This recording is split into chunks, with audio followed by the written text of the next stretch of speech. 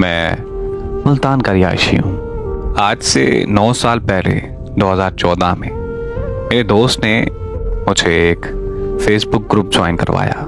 तब मेरी उम्र 17 साल थी और मैं कॉलेज में पढ़ता था और उस ग्रुप में बहुत से लड़के और लड़कियां थीं और सबका ताल्लुक मुल्तान शहर से था। हम तमाम ग्रुप मेंबर्स एक फैमिली की तरह रहते थे। एक दूसरे से हमारी गपशप होती रहती थी। उस ग्रुप में एक लड़की थी जो मुसलसल मेरी पोस्ट को लाइक और कमेंट करती थी और मैं भी कभी कभी उसकी पोस्ट पर लाइक और कमेंट कर देता था। वो लड़की बहुत ही दुखी पोस्टें शेयर किया करती थी। मुझे ये बिल्कुल अच्छा नहीं लगता था और मेरी उसके साथ हमदर्दी भी होती थी। एक दिन मैंने उससे दुखी होने की वजह पूछ ही ली, लेकिन उसने नहीं बताया और बात को टाल दिया। मैंने अपनी ज़िंदगी के बारे में सब कुछ उसे बता दिया था, लेकिन मैंने जब उसके बारे में उसे पूछा तो उसने मुझे ये जवाब दिया कि सही वक्त आने पर मैं आपको सब कुछ बता दूंगी। फिर मैंने उसका नंबर मांगा तो उसने मुझे दे दिया। अब हमारी व्हाट्सएप पर बात होना शुरू हो गई। फिर एक दिन उसके दिल में पता नहीं क्या बात आई। उसने मुझे कॉल की और मुझे बताया कि उसकी उम्र 24 साल है और वो एक प्राइवेट स्कूल में टीचिंग करती है। और सबसे बड़ा सच जिसकी वजह से मैं बहुत दुखी रहती हूँ वो ये है कि मैं शादीशुदा हूँ और अब मैंने अपने शौहर का घर छोड़ दिया है। ये बातें सुनकर मैं बहुत हैरान हुआ। फिर मैंने उससे मिलने का कहा। जब अगले दिन हम एक रेस्टोरेंट में मिले, मैंने उसे देखा तो वो बहुत प्यारी और बहुत ही मासूम लड़की थी। उसने मुझे बताया कि उसकी शादी 1 साल पहले हो गई थी। वालिदैन की मर्जी से उनके रिश्तेदारों के यहाँ मेरा शौहर शराबी था और वो मुझ पर बहुत शक करता था, जिसकी वजह से हमारी हर वक्त लड़ाई होती रहती थी। मेरा शौहर मुझे शराब पीकर बहुत मारता था। बस फिर उसी दौरान अब्बू की तबीयत खराब हो गई और मैं अपना ससुराल छोड़कर अपने वालिदैन के घर आ गई हूँ।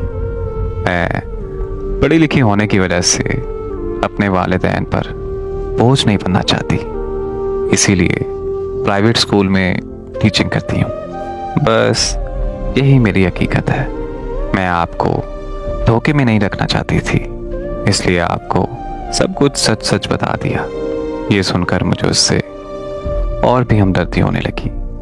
उसकी और मेरी उम्र में 7 साल का फर्क था। वो मेरा बहुत ख्याल रखती थी।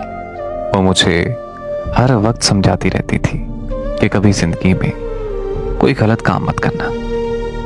वक्त गुजरता गया और हमारी बहुत अच्छी दोस्ती हो गई थी और मैं उसे कभी कभी कहता था कि मेरा दिल करता है कि मैं तुम्हारे साथ हमेशा रहूं। वो हंसती थी और मुझे कहती थी कि नहीं, ऐसा नहीं हो सकता।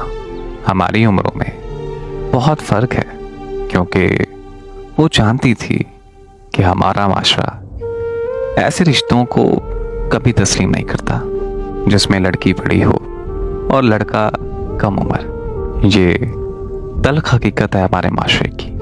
2 साल हो गए थे हमारे इस रिश्ते को और उसने अपने शौहर से तलाक ले ली।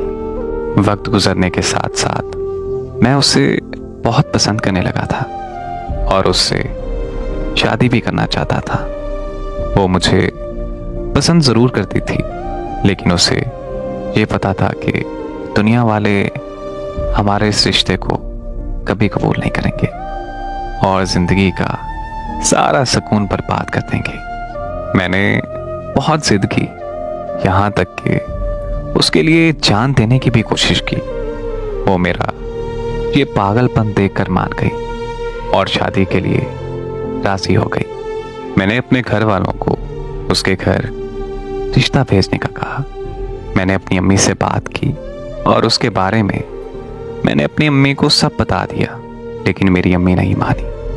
मेरी अम्मी ने साफ साफ इनकार कर दिया और उससे दूर रहने का कहा। अम्मी ने कहा कि लोग क्या कहेंगे। मेरे अब्बू को जब इस बात का पता चला तो मेरे अब्बू ने मुझे बहुत मारा और मेरा बाहर जाना बंद कर दिया। लेकिन मुझे उसकी आदत हो चुकी थी। मैं छुप छुप कर उससे मिला करता था और उसे घर वालों के सलूक के बारे में भी बताया। वो बहुत परेशान हो गई क्योंकि वो मेरे बगैर नहीं रहना चाहती थी। वो बहुत खुश थी मेरे साथ। और फिर मेरे घर वालों ने एक फैसला किया कि मुझे दूसरे शहर भेज दिया जाए ताकि मैं उसे भूल सकूं। मेरे घर वालों ने मुझे पेशावर काम के लिए भेज दिया। कुछ अरसे के लिए वहाँ मेरा मोबाइल चोरी हो गया और मेरा उससे राब्ता ख़त्म हो गया। मुझे वहाँ बहुत काम करवाया जाता था और छुट्टी भी नहीं मिलती थी। मैंने यही सोचा हुआ था कि वो मेरा इंतज़ार कर रही होगी और अब जब मुल्तान जाऊंगा तो निकाह कर लूँगा उससे। आखिर 3 सालों के बाद मैं अपने घर वापस आया। सब बहुत खुश हो गए लेकिन मैं खुश नहीं था।